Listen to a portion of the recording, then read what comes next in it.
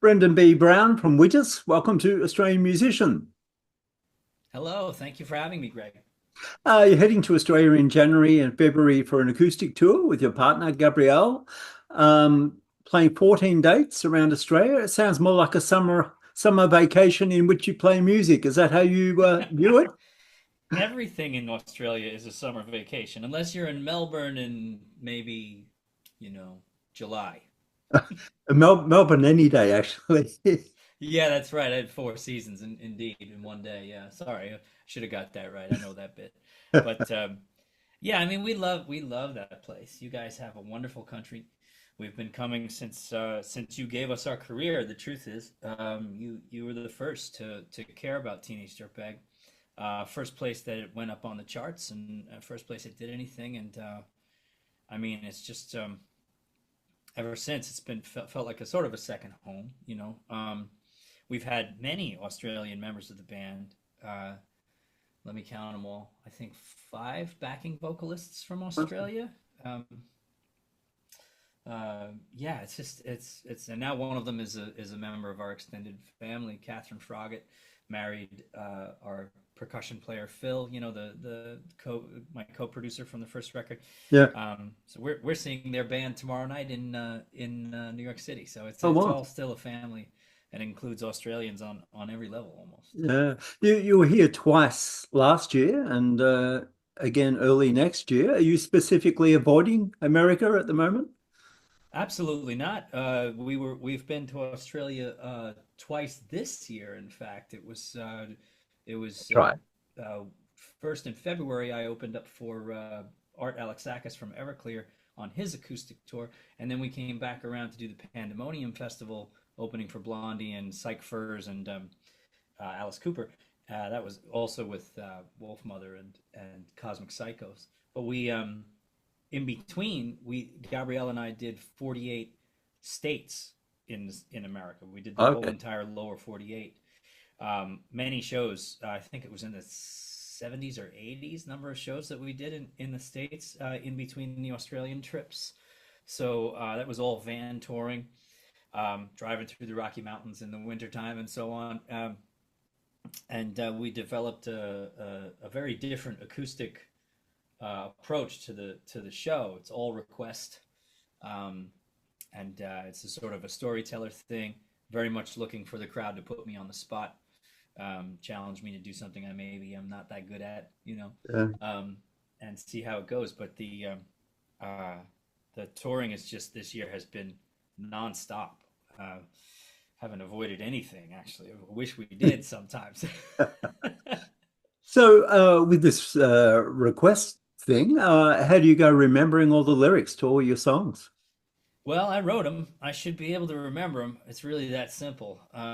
It's not fair to ask people to be into your music but not be able to play it. Really, that's asking a bit much, I think. So, we've taken time over the years to make sure that. I'm sorry. Can you hear me very well? I might not be speaking clearly, but That's a bit better. um, yeah. Sorry about that. We've been uh, over the years practicing all of the tracks all every time we rehearse as much as we possibly can. So we've been talking about maybe 80 or so full tracks worth of streaming of songs on streaming that we're learning as best we can every time we get together.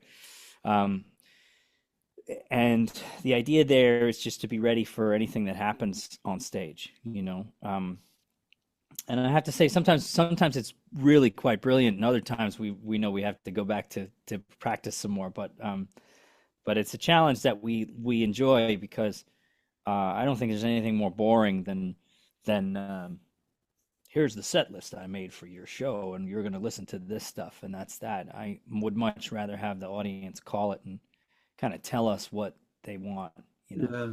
What's the most obscure cover somebody has shouted out? Cover, huh? That's a good one. We don't get a lot of cover requests. We get a lot of deep cut requests from our catalog, but cover. Let me think. Somebody asked me to play one time. Asked me to play Nelly's "It's Getting Hot in Here," which I thought was really strange. an acoustic show. Of course, I tried my best. I don't know many of the lyrics to that song, or I didn't on the spot anyway. But I'll try anything. I'll try it. Um, I love playing music, and it's a part of the fun of it is to see what it's like to play something for the first time, having never even tried it before. Yeah. Because you know a bit about where the chords are supposed to be. You can find them anyway, and within 30 seconds or so, if I can get a little bit of the song out, I'll try it. But we haven't had a lot of cover requests, I must say. Yeah. I was talking to John Resnick from Goo Goo Dolls the other day about his hit song Iris, which just clicked over 2 billion streams on Spotify. And I said that must equate to what, $200 from Yeah, from that's the old joke these days. yeah. It's a different world, the music world these days. Do you yearn for the old school days, or do you enjoy adapting to the hurdles of the I new? don't. I much prefer things the way that they are now. Back in the old days, it was quite a snake pit, and it was very easy to lose your footing and lose your money and whatever else. So I much prefer the new industry. It's a bit smarter, it's a bit more efficient. I don't think that we have solved all of the problems in terms of paying artists what they're worth. But there are ways for artists to succeed now that there never were before, not even close. So it's a bit of a trade-off, I suppose. The moral of the story is if you have something that's really worthwhile, don't sign it off to a label right away. Build your momentum as you can by yourself online and stay away from the notion that you need to make new content every day. I think that's harmful to art and the artistic process. I think if you have something that's ready and it's well done and you'd spent your time on it, then that's when it's time to show people and not a minute sooner.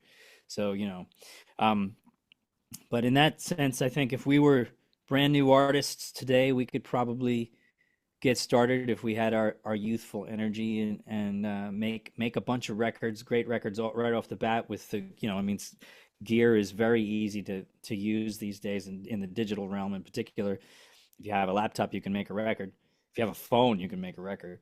And it'll be a better sounding record than the ones we could have made on the gear back in the 90s, to be honest. So I think it's an exciting time, and I don't feel bad about it at all. Yeah. At what age did you pick up the guitar, and what was your first guitar? Well, at first, song I ever learned was a song called "My Girl" by the Temptations. I was listening to it with my mother, and she showed me the chords. She showed me the guitar riff because she had played guitar in her high school sort of folk group, and that was it. I went from there and realized soon after that that wasn't too dissimilar from the way that "You Shook Me All Night Long" is played, and made the connections between Motown and AC/DC, and eventually to Cyndi Lauper and Prince and Metallica and a lot of the heavier stuff I listened to, Fugazi and Ani DeFranco and Willie Nelson and Bob Marley, and got really deep into figuring things out on my own musically on the guitar. So I was about 8 years old when I started. My first guitar ever, aside from my mother's Goya that she had, the acoustic, was a Guild Burnside. It was maybe $100 guitar that was sold at the local music store, and I liked it a lot. In fact, I sometimes I search Reverb and eBay for one. I haven't found one that was the same color as the one I had yet, but I think if I see one, I might grab it just for Uh, the heck of it. so, was there a local instruments store in Northport that you frequented? Luckily, there was. I could walk to Gil Brine's music and ogle at the Les Pauls on the wall and the SGs and think about owning one day and go home and rake some more leaves and try and make some money, you know. Um, but it was wonderful to have a place nearby that I could just pop into. you know, if even if I was just bored, just Yeah. go up and look at some guitars. Yeah. So what's the stage rig these days? What guitar and what amp you're playing through? Ah, that's a good question. I don't play through amplifiers anymore. They're a little bit too heavy to carry around. I use a Brian Neville custom acoustic. If you have 40 seconds, I can run down and grab it and show it to you. Okay, hang on, as I bang everything around. So here it is. It's an acoustic archtop wedge guitar that I designed myself with a guy named Brian Neville in New Jersey, and we finished 4 of them, a prototype and 3 different sized models. And this one here is my favorite. This is the sort of 19-inch, the biggest one. Originally, I had a tailpiece, which I removed and modified the top myself so that the strings can come in from the back here. And I developed a little system where I call it an underbridge. There's a few pieces of rosewood here on the underside of the top, over which the strings wrap and come up and form this harp, which I really enjoy. But it's one of my favorite instruments I've ever played, and probably because I designed it. It's essentially like made for my own body, right? It's like Okay. ergonomically designed for me. So the has 36 frets, and it plays on the neck like a sort of a shredder guitar, like a Paul Reed Smith, late 80s Paul Reed Smith. But the body is more like a gypsy jazz or an acoustic archtop of some kind, you know. Why did you go for such a large body? I really like the feeling of having a big resonant chamber right in front of me. Helps me with my pitch, and it helps me with my posture.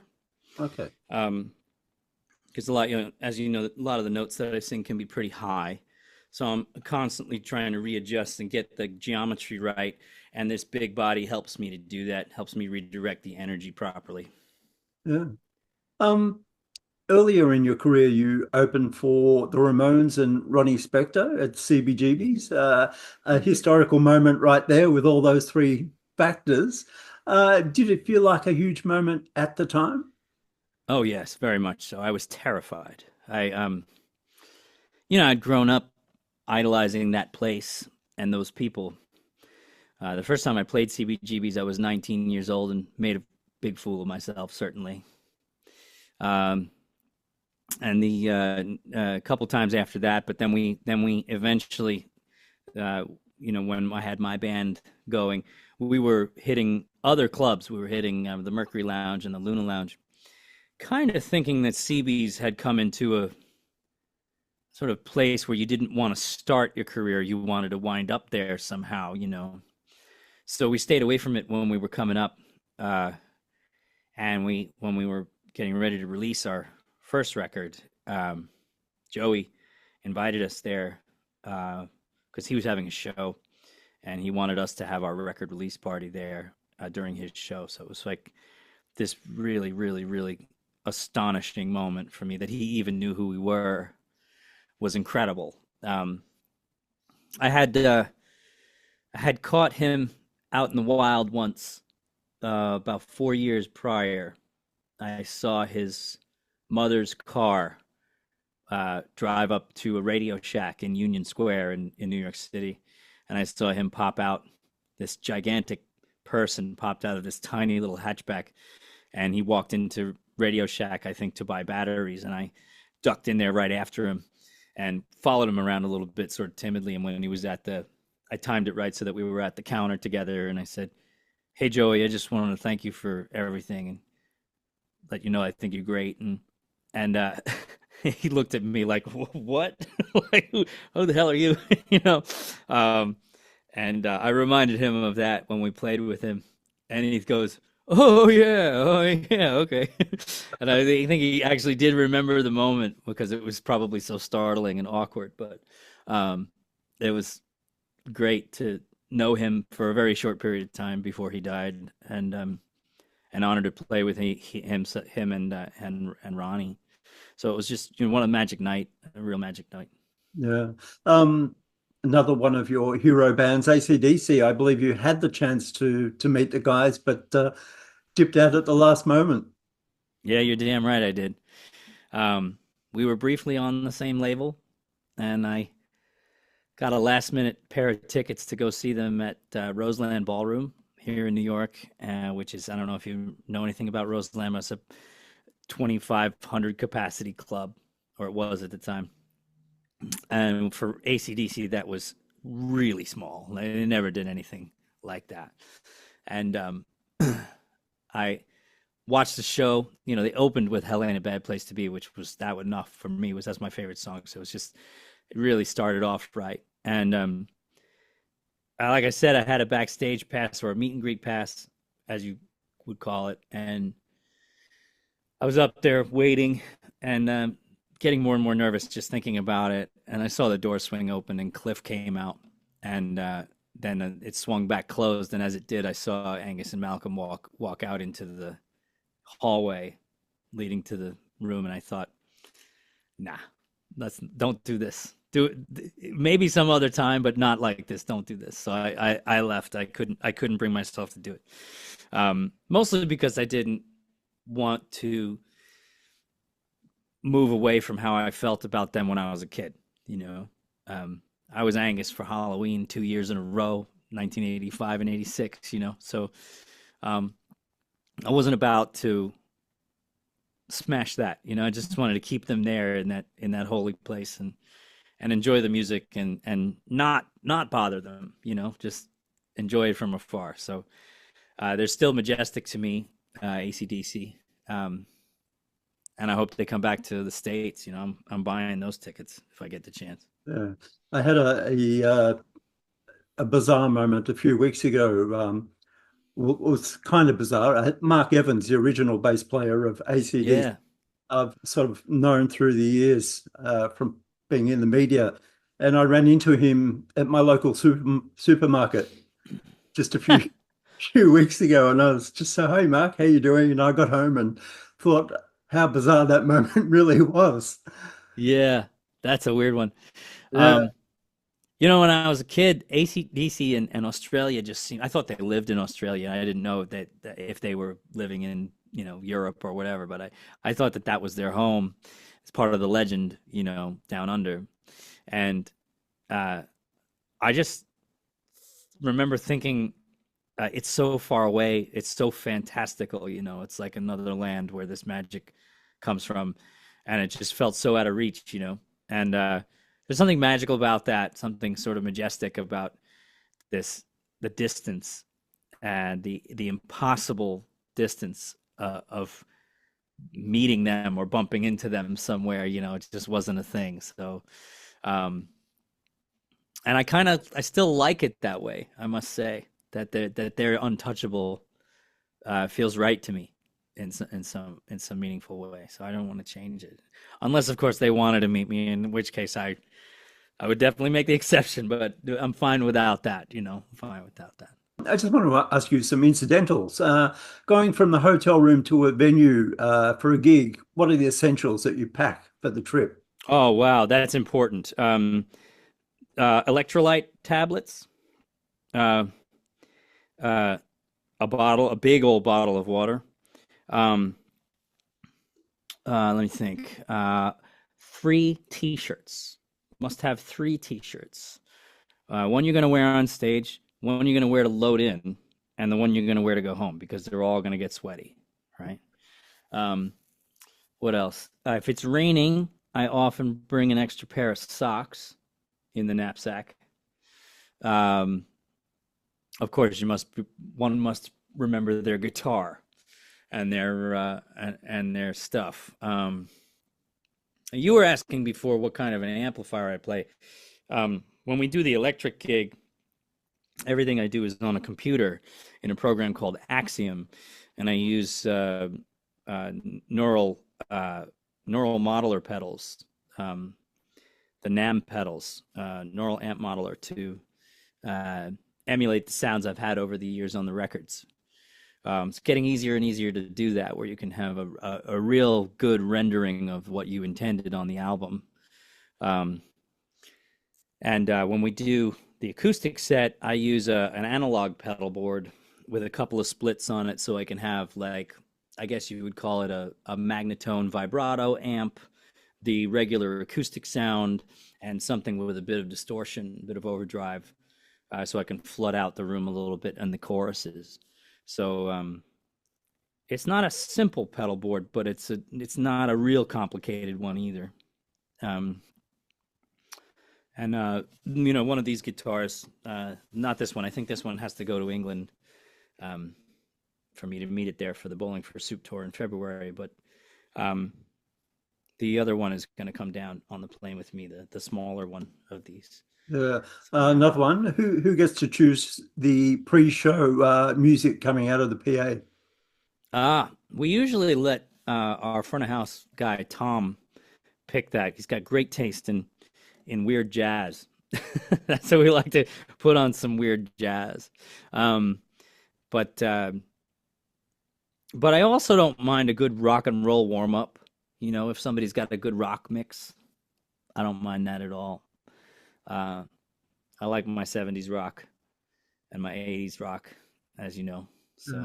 So what's your preferred guitar pick storage method on stage? Eyeglass cases. I always use eyeglass cases, and you can't see one now, but I have these little pick holders on the headstock that just kind of stick on the strings, these little rubber guys, and they work quite well. So that's for easy access, but the storage is in eyeglass case. Yeah. Bucket list projects, things you want to get to one day.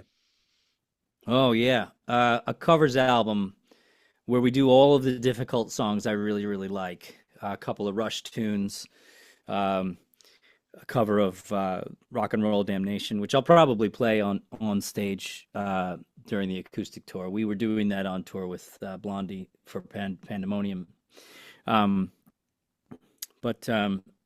Yeah, a well done covers record is on the bucket list. Just for the fun of it, it's so great to pull them off. To pull off a real good cover is really hard.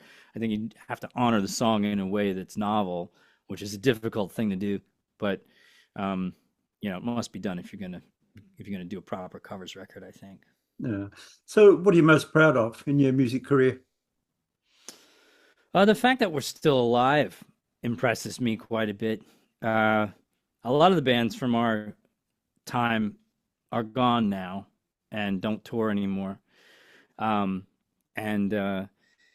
think I would say that we made a lot of the right mistakes and avoided some pitfalls and wound up still alive all these years later.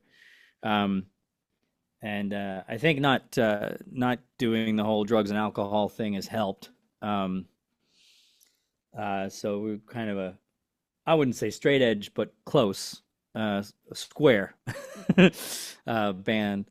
You got to keep the voice up. It's hard to sing those high notes, and as it is, you don't want to ruin it with age and cigarettes or something. So, but I'd say that the most proud of the fact that we're still around, and that we're known for a song that feels true to us. That's another one of the things a lot of the bands from our time had to put up with, is the A&R trying to tell them what their song should be. And the result was there's a few really talented artists who are only known for something that they don't really do. Yeah. But we got lucky that way, and the one that we're known for is one that we're proud of and is true to our hearts. And so when we perform it every night, we really actually still feel it. That hasn't gone away. So that's very, very fortunate. Guess I'm proud of that. Yeah. Well, Brendan, it's been great to chat, and we look forward to the Dirtbags Across Australia acoustic tour in January. Thank you, Greg. Thank you very much. We're really looking forward to it. We'll see you soon. Okay, bye. Take care.